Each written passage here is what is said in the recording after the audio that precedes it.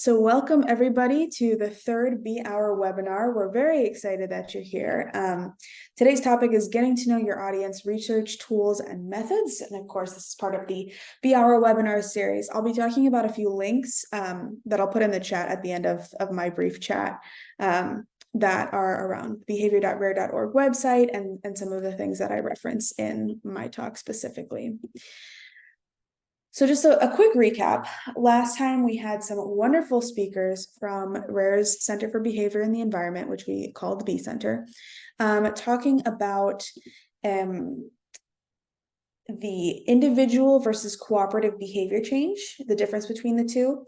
So we had Katie Williamson differentiate those two, and then also discuss why it's really important to decide which one you're using at the beginning of your behavior-centered design journey. Then we had also another B Center extraordinaire person, Eric, share with us examples of how RARE has used cooperative behavior change in the work that we do, especially with our Fish Forever program. And then we divided into breakout rooms and we asked panelists about individual versus cooperative behavior change and how those two maybe apply to our different research initiatives or campaigns. So if you're interested in that, I will put a link to the recording in the chat because we have this one recorded and our first BE.Hour webinar on framing also available on the website. So today's speakers, it feels weird to introduce myself, but I'll be chatting first about research tools and methods. I'm joining from Hyattsville, Maryland, which is basically Washington, D.C. in the US. And then we have More, who is joining us from Australia, but is a PhD fellow at the University of Copenhagen in Denmark. So very exciting. Mad, thank you so much for being here today. So I'll get us started with research tools and methods, and to kind of lay the foundation of the objectives for this next 10 minutes, more or less. What I hope that you all have more knowledge of and experience of at the end of these 10 minutes is to understand the role of empathy in the behavior-centered design journey, so how to use empathy effectively. We'll briefly touch on the difference between qualitative and quantitative research to make sure everyone's on the same page. I'll give examples of 4 different research methods that we use at RARE and that are used generally in research across the spectrum of research, and then discuss briefly some best practices for research. And then Mad will take over and give an example of how she has used these research tools and empathy in her own research. So at RARE, we use the behavior-centered design journey. This is one of the common frameworks that we use. And so there are 8 steps. It's shown linearly, but you don't have to go linearly. And so empathize is the second step. And it's one of those steps that, even though it is step number 2, the purpose there is to show that it's a really important step, but it is one that should be continued to be used throughout the entire behavior-centered design journey. And so what is empathize? The purpose is to really understand the people that you're working with. We call them actors. Understand the motivations and behaviors and context in which they are doing or not doing a particular behavior of interest. So it is really getting to understand from the people themselves what drives them, right? And it's the entire focus is on the people. So how do we actually empathize? We use surveys and interviews and focus groups and other things like participant photography and observation to hear from the people themselves what they're experiencing in the context and those motivations and barriers, 2 words that we love to use at RARE in understanding motivations and barriers. So some of the key principles, and this is really the crux of the issue, empathizing is understanding people in and on their own terms. But it's also important to recognize any biases and assumptions as a researcher, or as somebody who's trying to understand how those biases can impact what you're doing and also help you to be more curious and open-minded. And so relatedly, we have some DEI considerations that we encourage you all to consider. First, following ethical guidelines for collecting data. I'll briefly touch on that. Understanding your position as a researcher, as somebody who's engaging with the community or a group of people, and how that might impact what you get as a result, or the different types of tools and methods you use. And then really engaging in deep and active listening, prioritizing that. So quickly, a little bit of a comparison between quantitative and qualitative research, because the methods that I'll talk about are a combination of the two. So in quantitative research, you're looking for things like patterns and models and applying numbers and sort of hard data. You're looking at quantities. These are the things that you're really looking for in quantitative research. So this will become clear. You'll think of things like surveys and empirical data. With qualitative research, you're looking to understand, but it's more exploratory, right? You're looking for connections, depth, and nuance. Instead of looking for a pattern, you maybe are looking for a trend. You're looking for understanding why these behaviors in a behavioral context, why these behaviors are coming about and how they're different or the same, or different across communities, across countries, across nations, across groups.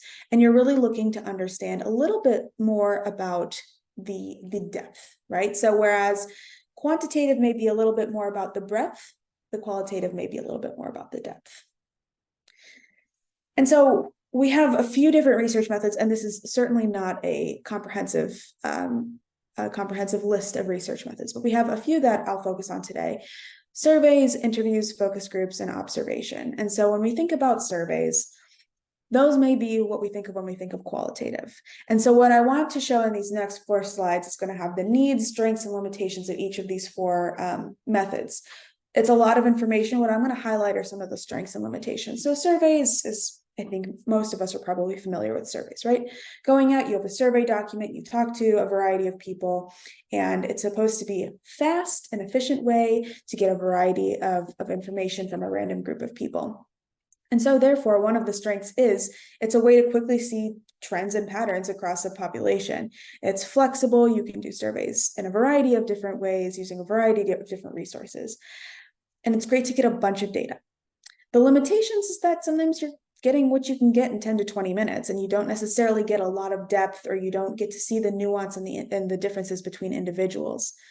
Another limitation for survey design, and one that I've talked to a lot of people about, is how do you design a survey? What do you need to know to actually design an effective survey that is studying what you want to study and actually gets points across? So survey, one of the more common forms of research method. We also have interviews, semi-structured, guide, trained interviewer. Those are some of the things that you need. You need the questions and you need the interviewer. So the strengths of interviews are that they go more towards the qualitative side, right? They allow for more in-depth understanding of your actors or your target audience.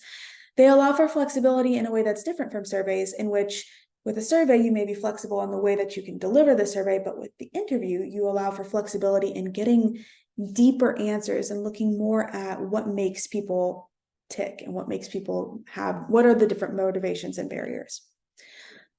But because it does allow for that flexibility, it is costly and time consuming. And that's one of definitely a limitation of interviews. It also, and this is something that is a theme with qualitative data, it can create exploratory and not conclusive results, right? You're just starting to explore these issues more in depth. With focus groups, same thing. You're going to need a guide, you're going to need a facilitator, a note taker, and the purpose there is to get 8 to 10 participants and talk about these issues. So what's great about focus groups is it generates a lot of breadth, right? You have this community or group that you're chatting with, and it creates a lot of different opinions, and that's really, really great for generating new ideas and seeing what it's like for people to discuss their behaviors in a group. Limitations, it's also time consuming and costly. This and interviews take a lot of time. An interesting limitation with focus groups is that you have to be mindful of group dynamics. So whereas in some of the other ones that we've discussed, it's focused on the individual, this is group dynamics. Who's talking and who's not? Who feels like they have a voice and who doesn't? Is the focus group that you're chatting with, who do they represent within the community? Those are some of the factors to consider when doing a focus group.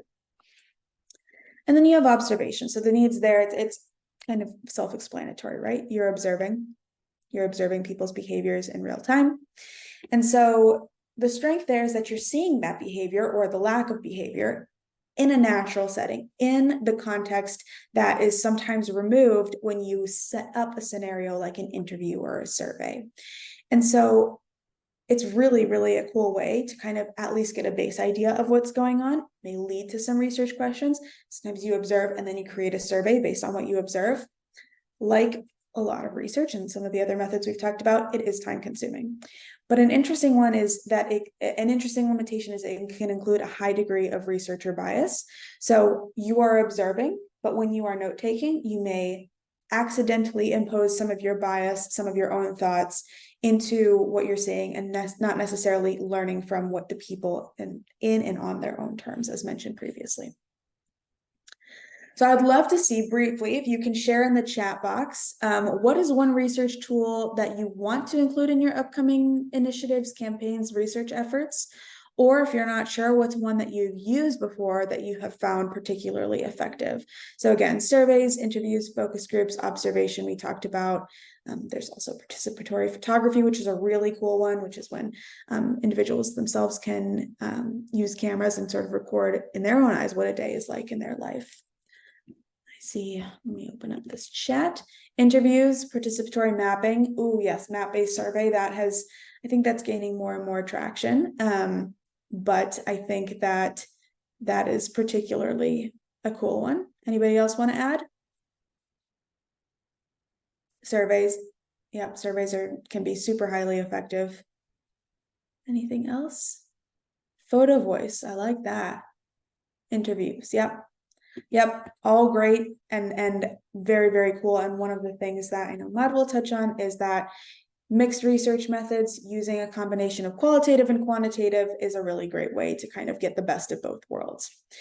And so before I finish up and hand the microphone over to Maud, I want to talk about just a couple of research best practices. Again, sounds like a lot of you are very knowledgeable about this already, but some best practices. First and foremost, ask for consent. If you're trying to learn from people, ask for their consent before you start to interview or record. Challenge your biases and be curious. And I will share one more slide after this for a way for you to challenge your biases. Respect people's times and circumstances. You could create the coolest 40-minute survey, but a lot of people don't have an extra 40 minutes to give up, right? Be honest and build trust. Building that communication, building that trust and that honesty and respect and transparency with people often results in better data because people are more willing to share with you truths about their behaviors. Test your tools and get feedback. Everything in research should be an iterative process, just like you're checking for empathy across your journey. Testing your tools and seeing if they actually work is really, really critical. And it's also important to document your methods and processes if you want to replicate it in the future, or if you want to just make sure that you're getting good data about what you're doing. So the last thing that I'll send to you before turning the mic over to Mart is we use at Rare often this Paseo protocol. And the purpose here is for you to see how your own biases and prejudices might impact your interactions with community members or actors or whoever that you're working with to come up with a solution. And so I will very much share the the sort of worksheet that we have for the Paseo protocol in the chat, and you'll notice you'll have to create a free account on behavior.rare.org. But besides the Paseo protocol, you will have a lot of access to things like how to design an interview, how to design a survey. And so with that super brief chat about research tools and methods, I'm going to stop screen sharing. And I'm going to turn it over to Maud to talk to us about how research methods have been used in her work. Maud, take it away. Yeah. Hi, everybody. Hope you're doing good. And this was a great intro and really follows nicely into what I have to present. Just let me know if you can see my slide. Yes. Yes. Good. So I'm a third-year PhD fellow at the University of Copenhagen, where I research how decision-making under uncertainty can be a hindrance or a motivator for behavioral change, in particular for climate change adaptation. And I will tell you a little bit about my case study, so the context in which I do this research, and a little bit about what are the exploratory methods I use for really getting to know my audience. So let's jump into, I'll take you to a short ride to the Yucatan Peninsula in Mexico, and in particular, to 3 small villages that are ejidos, so they have a common land tenure in Yucatan. And one thing is to know is that this one particular one called Tzula is where I grew up as a child. So I do have a special connection to this place. And that might explain some of the things coming later. So what is the context? So here, most people work in a smallholder farmers in this traditional system, agricultural system that is based on slash and burn. It's called the milpa. And it's characterized for having this association of crops, what it's been known as the three sisters, right? So there's corn, there's black beans, and there's squash. And all of them help each other in many different ways. So you can ask more about it later if you're interested, but it's been used for many generations, from the ancient Mayas to today's people living there, which are also Mayans. It's not irrigated and it's not mechanized. As you can see in the bottom left picture, most of the soil is very rocky, so you cannot really mechanize that. It's very shallow soil, and people have to just wait for the rain to come. It is subsistence based. Most people do not sell in any markets. And I have to say that maize has a very important role in not only in just nourishing, but also in the culture. So it's really important. What is the problem? So the milpa as a livelihood has been at the limit of subsistence for many years now. So they're increasing rainfall variability. And as I mentioned, people have to be able to predict stable rainfall so their crops don't die, so they know exactly when to plant. And there are also more extreme events and other hazards such as hurricane, droughts, dry spell, pests, and diseases that are increasing in magnitude and in frequency. There's more uncertainty for making, from the people's perspective, there's more uncertainty for making agricultural decisions. So the when, where, how much to plant, how much to invest, whether a different activity would be better in this case than continuing what they're doing. And what is the proposed solution? So the Mexican government has started this flagship agroforestry program called Sembrando Vida.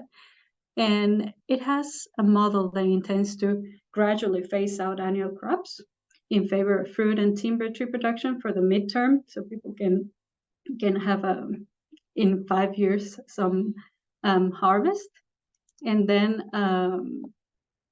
in like 15 to 20 years they will start harvesting wood, timber. Beneficiaries, they receive monthly allowance, which is quite competitive, inputs, training, and assistance. But there's also this part of verification. So there are obligations, and you can get kicked out of the project if you don't do what you are told to do. And from an ecological part, they are not allowed to do any more slash and burn, so they cannot rotate the land. They have to stay in the same plot of land, and they learn how to use their own organic fertilizers and pesticides. So with this context, one thing to think about is, how do people make decisions when there's so much uncertainty about the future? So is uncertainty a barrier to trying something else, trying to adapt livelihoods? I have to say that even though this program was open to anybody that qualified, not everybody entered the agroforestry program. So I wanted to know why. And an obvious question is, do these farmers even think that agroforestry is more adaptive than the milpa? And if so, why? And how did I get to know my audience? So because I didn't have particular hypothesis to start with, I wanted to start broad. And I went in with this portfolio of different methods. So one of them is called the risk ranking and scoring method, and it's the middle picture at the bottom, where you just ask people to free list all of their major concerns, all of their major worries, and then ask them to give them a score of severity from 1 to 10, when 1 is a negligible worry and 10 is a risk to survival. And then I had another iteration where they tell me how frequent this is and how uncertain it is that it would happen in the next year. Then I had this method about using hypothetical land and crop allocation. So it's the one you see to the top right. And you give people a scenario. So, okay, so with consider that it is already June and the rain hasn't fallen yet. What do you do? What crops would you plant, and how many of each? I have to say already that this didn't work as well as we thought. And it's good to know that it didn't work as well as we thought in this particular context, because it was very hard for people to think about these hypothetical scenarios. But we adjusted, and then just asking people about when they plant and why they would wait, or why they would just start, that was very helpful. And then we had semi-structured interviews. So we did have a protocol with some key questions that needed answer for the particular data analysis that we were going to do. And they just took place in people's homes. It usually took like about an hour, 40 minutes to an hour. And as Maria mentioned, this is only the exploratory phase. We had a confirmatory phase later where we use other methods, use a choice experiment. But my choice experiment, the design of the choice experiment, was really informed by this phase. So all the depth, all this qualitative data helped me to be more precise and accurate in deciding my survey that I would use for the choice experiment.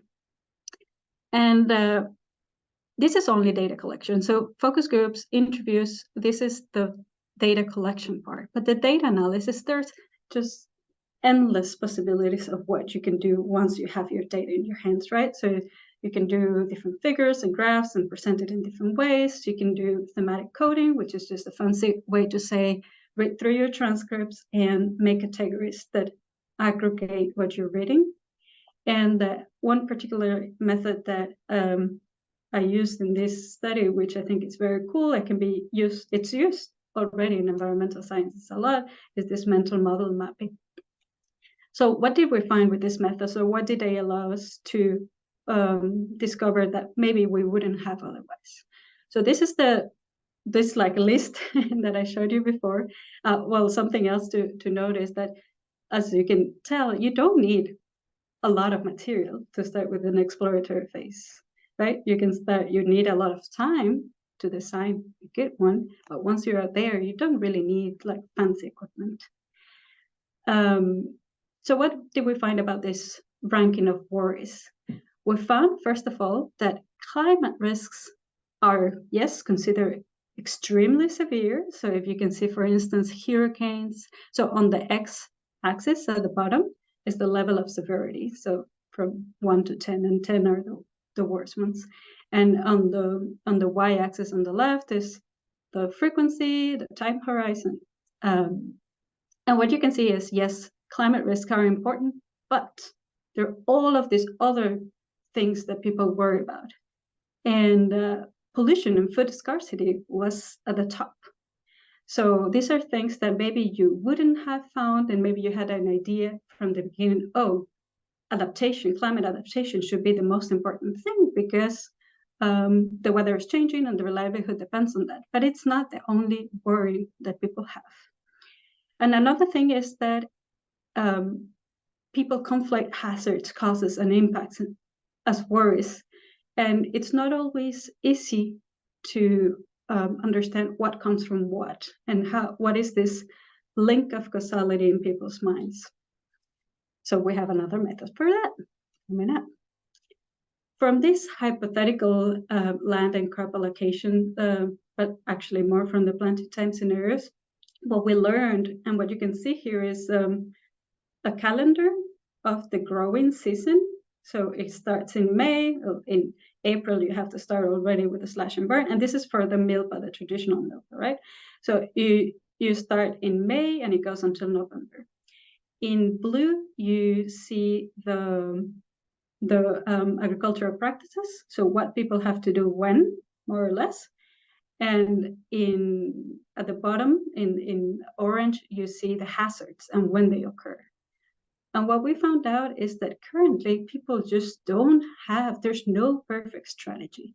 If you try to adapt the time at which you plant by planting earlier, then you might be more prone to certain hazards like dry spells, a drought early in the season, and then you have fewer options of what to do to recover.